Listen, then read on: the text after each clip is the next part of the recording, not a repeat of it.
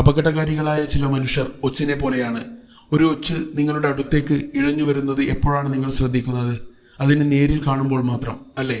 അതുപോലെയാണ്, ഒരു ശബ്ദം പോലും ഉണ്ടാക്കാതെ അതിന് നിങ്ങളുടെ അടുത്തേക്ക് എത്തുവാൻ സാധിക്കും. അതുപോലെയാണ് ചില ആൾക്കാരുടെ ചോദ്യങ്ങൾ.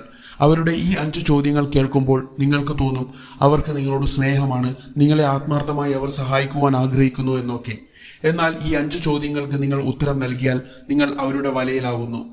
ഈ വീഡിയോ നിങ്ങളെ കുടുക്കുവാൻ മറ്റുള്ളവർ ചോദിക്കുന്ന 5 ചോദ്യങ്ങൾക്കും അതിന് എങ്ങനെ സമർത്ഥമായി ഉത്തരം നൽകാം എന്നുമാണ്. ചോദ്യം 1: നീ എന്തുകൊണ്ടാണ് ഇത്ര പാവമായത്? നിങ്ങളോടുള്ള അനുകമ്പയും ആശങ്കയും കുത്തിനിറച്ച ഇത്തരം ചോദ്യങ്ങൾക്ക് ഉത്തരം നൽകുകയാണെങ്കിൽ മനസ്സിലാക്കുക, അവർ അവരുടെ ഗൂഢലക്ഷ്യങ്ങൾ ഈ ചോദ്യത്തിൽ ഒളിപ്പിച്ചിരിക്കാം. നിങ്ങളുടെ വ്യക്തിബന്ധത്തിലോ ജോലി സ്ഥലത്തോ നിങ്ങളുടെ ധാർമ്മികപരമായ കാര്യങ്ങൾക്ക് കോട്ടം തട്ടുമ്പോഴോ നിങ്ങൾക്ക് ഇഷ്ടമില്ലാത്ത കാര്യങ്ങൾ പ്രവർത്തിക്കേണ്ടി വരുമ്പോഴോ നിങ്ങൾ അതിനെതിരെ ശബ്ദമുയർത്തുകയോ പ്രതികരിക്കുകയോ ചെയ്യുമ്പോഴാണ് നിങ്ങൾ ഇത്തരത്തിലുള്ള ചോദ്യങ്ങൾ അഭിമുഖീകരിക്കപ്പെടുന്നത്.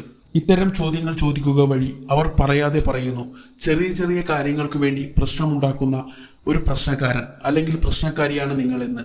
ഇനി ന്യായം നിങ്ങളുടെ ഭാഗത്താണെങ്കിൽ പോലും ഇത്തരത്തിലുള്ള ചോദ്യങ്ങൾ കേൾക്കുമ്പോൾ മനസ്സിലാക്കുക, അവർക്ക് നിങ്ങളോടുള്ള സ്നേഹം കൊണ്ടോ സഹാനുഭൂതി കൊണ്ടോ അല്ല, മറിച്ച് നിങ്ങളുടെ ആത്മവിശ്വാസത്തെ തകർക്കുവാനും നിങ്ങൾ പ്രതികരിച്ച വിഷയത്തെപ്പറ്റി നിങ്ങളുടെ അറിവ് തെറ്റാണ് എന്ന് സ്ഥാപിക്കാനുമുള്ള ശ്രമത്തിന്റെ ഭാഗമായാണ് അവർ ഇത്തരത്തിലുള്ള ചോദ്യങ്ങൾ ചോദിക്കുന്നത്. ആത്മാർത്ഥമായി ആരെങ്കിലും നിങ്ങൾ ചെയ്യുന്നത് തെറ്റാണ് എന്ന് ചൂണ്ടിക്കാണിക്കുകയാണെങ്കിൽ അതിൽ സന്തോഷിക്കുക. അത് നിങ്ങളുടെ തെറ്റു തിരുത്തുവാനുള്ള അവസരമാണ്. യഥാർത്ഥത്തിൽ ഒരുവനെ നിങ്ങളെ ആത്മാർത്ഥമായി സ്നേഹിക്കുകയും ബഹുമാനിക്കുകയും ചെയ്യുന്നുവെങ്കിൽ അവർ നിങ്ങളുടെ അറിവിനെ മറ്റുള്ളവരുടെ മുന്നിൽ വെച്ച് പരിഹസിക്കില്ല, മറിച്ച് നിങ്ങൾക്ക് പറ്റിയ പിഴവ് എന്താണ് എന്ന് കാട്ടിത്തരികയും ബഹുമാനപൂർവ്വം അതെങ്ങനെ നന്നായി ചെയ്യാമെന്നും കാട്ടിത്തരുന്നു. ചോദ്യം 2: നീ എന്നെ വിശ്വസിക്കുന്നില്ലേ? ഈ ചോദ്യം നിരുപദ്രവകരവും സ്നേഹമുള്ളതും അവരോടുള്ള നിങ്ങളുടെ സ്നേഹത്തിൽ വല്ല കോട്ടം തട്ടിയതായി അവർക്കുള്ള ഭയം രേഖപ്പെടുത്തുന്നതായും ഒരു അപേക്ഷയായും തോന്നുമെങ്കിലും ഇത്തരത്തിലുള്ള ചോദ്യം വഴി അവർ നിങ്ങളെ നിശബ്ദമായി സമ്മർദ്ദത്തിലാഴ്ത്തുകയാണ് ചെയ്യുന്നത്. അവരെ സ്നേഹിക്കുവാനും വിശ്വസിക്കുവാനും അവർ നിങ്ങൾക്കുമേൽ സമ്മർദ്ദം ചെലുത്തുകയാണ്. ആത്മാർത്ഥമായി നിങ്ങൾ അവരെയും അവർ നിങ്ങളെയും വിശ്വസിക്കുന്നുണ്ട് എങ്കിൽ ഇത്തരത്തിലുള്ള ചോദ്യത്തിന്റെ ആവശ്യം പോലുമില്ല. അത് അവരുടെ സ്വഭാവത്തിലും പെരുമാറ്റത്തിലും പ്രകടമാകുന്നതാണ്. വിശ്വാസം എന്നത് ഒരു ദിവസം കൊണ്ട് കെട്ടിപ്പടുക്കുന്ന ഒന്നല്ല, പതിയെ പതിയെ കെട്ടിപ്പടുക്കേണ്ടതാണ്. സത്യസന്ധതയും സുതാര്യതയുമാണ് വിശ്വാസത്തിന്റെ അടിസ്ഥാനം. നിങ്ങൾ അവരോട് തിരിച്ച് ചോദ്യങ്ങൾ ചോദിക്കാതിരിക്കുവാൻ വേണ്ടിയാണ് അവർ നിങ്ങൾ എന്നെ വിശ്വസിക്കുന്നില്ലേ എന്ന ചോദ്യം ചോദിക്കുന്നത്. അവർക്ക് അവരുടെ കാര്യങ്ങൾ നടത്തിയെടുക്കുവാൻ നിങ്ങളുടെ വിശ്വാസം അത്യാവശ്യമാണ്. എന്നാൽ നിങ്ങൾ അവരെ നിരീക്ഷിക്കുന്നത് അവർ ഇഷ്ടപ്പെടുന്നില്ല. നിങ്ങളെ നിയന്ത്രിക്കുവാൻ വേണ്ടിയാണ് അവർ നിങ്ങളോട് ഇത്തരത്തിലുള്ള ചോദ്യങ്ങൾ ഉന്നയിക്കുന്നത്.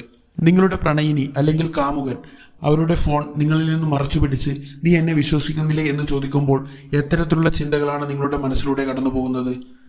അവർക്ക് നിങ്ങൾ അവരെ കണ്ണടച്ച് വിശ്വസിക്കണം. ചോദ്യം 3: നീ എന്നെ കുറ്റക്കാരനാക്കാൻ ശ്രമിക്കുകയാണോ? നിങ്ങൾ മുന്നോട്ട് വെച്ച വാദത്തിന്റെ വിശദീകരണത്തിന് വേണ്ടിയല്ല അവർ നിങ്ങളോട് ഇത്തരത്തിലുള്ള ചോദ്യങ്ങൾ ചോദിക്കുന്നത്, മറിച്ച് നിങ്ങളെ ആശയക്കുഴപ്പത്തിലാക്കുവാൻ വേണ്ടിയാണ്. അവരുടെ എന്തെങ്കിലും പ്രവൃത്തികൾ നിങ്ങൾക്ക് അവരോട് വിയോജിപ്പോ സംശയമോ ഉണ്ടെങ്കിൽ അത് നിങ്ങൾ അവരോട് ചോദിക്കുമ്പോഴാണ് മിക്കവാറും നിങ്ങൾ ഇത്തരത്തിലുള്ള ചോദ്യം നേരിടേണ്ടി വരിക. തുടർന്ന് നിങ്ങൾ കുറ്റക്കാരനാവുകയും പിന്നീട് നിങ്ങൾ നിങ്ങളെ തന്നെ വിശദീകരിക്കുവാൻ ശ്രമിക്കുകയും ചെയ്യുന്നതാണ്. ഇത് തന്നെയാണ് അവർ ആഗ്രഹിക്കുന്നത്.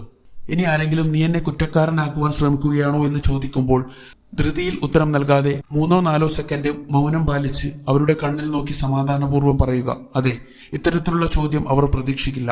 നിങ്ങളെ പരിഭ്രാന്തിയിലും ആശയക്കുഴപ്പത്തിലും ആഴ്ത്തുവാൻ ശ്രമിച്ചവർ ഇപ്പോൾ പരിഭ്രാന്തിയിൽ ആവുന്നത് നിങ്ങൾക്ക് കാണുവാൻ സാധിക്കും. ചോദ്യം 4: ഞാൻ നിന്നോട് കള്ളം പറയുമോ? ഇത്തരത്തിലുള്ള ചോദ്യം ചോദിക്കുന്നത് നിങ്ങളെ ഒരു കുറ്റക്കാരനായി ചിത്രീകരിക്കുവാൻ വേണ്ടിയാണ്. നിങ്ങൾക്ക് നിങ്ങളോട് തന്നെ പുച്ഛം തോന്നുവാൻ വേണ്ടിയാണ്. നിങ്ങൾ ചോദ്യം ചോദിക്കുന്നത് നിർത്തുവാൻ വേണ്ടിയാണ്. നിങ്ങളെ സംശയരോഗമുള്ള ഒരു വ്യക്തിയായി ചിത്രീകരിക്കുവാൻ വേണ്ടിയാണ്. ഇത്തരത്തിൽ ചോദ്യങ്ങൾ ഉന്നയിക്കുന്ന വ്യക്തികൾ ഒരിക്കലും നിങ്ങൾ സമാധാനപൂർവ്വം ജീവിക്കുവാൻ വേണ്ടിയോ അവരുടെ സത്യസന്ധത തുറന്നു കാണിക്കുവാൻ വേണ്ടിയോ അല്ല, മറിച്ച് അവർ പറഞ്ഞ കള്ളത്തരങ്ങൾ തകരാതിരിക്കുവാൻ വേണ്ടിയാണ്.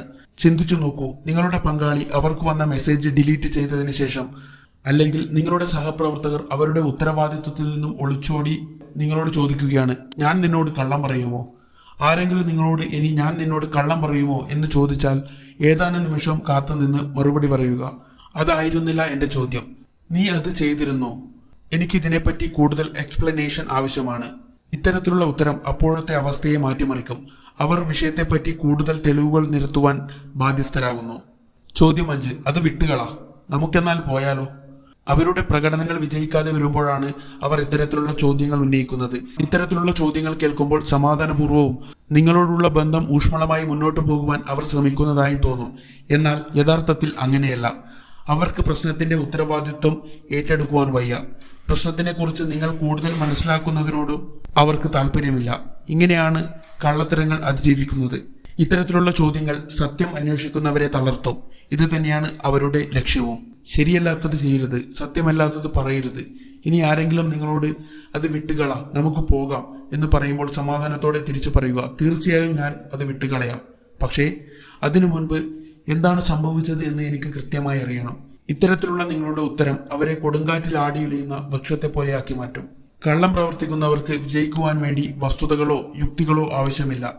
അവർക്ക് ആകെ വേണ്ടത് നിങ്ങളുടെ വികാരങ്ങൾ വ്രണപ്പെടുത്തുക, നിങ്ങളിൽ കുറ്റബോധം ജനിപ്പിക്കുക എന്നതുമാണ്. ആരെങ്കിലും നിങ്ങളെ കുറ്റപ്പെടുത്തുവാനോ പരിഹസിക്കുവാനോ ശ്രമിക്കുമ്പോൾ ഒന്നോർക്കുക, നിങ്ങൾക്ക് അവരുടെ കയ്യിലെ പാവകളാകേണ്ട ആവശ്യമില്ല.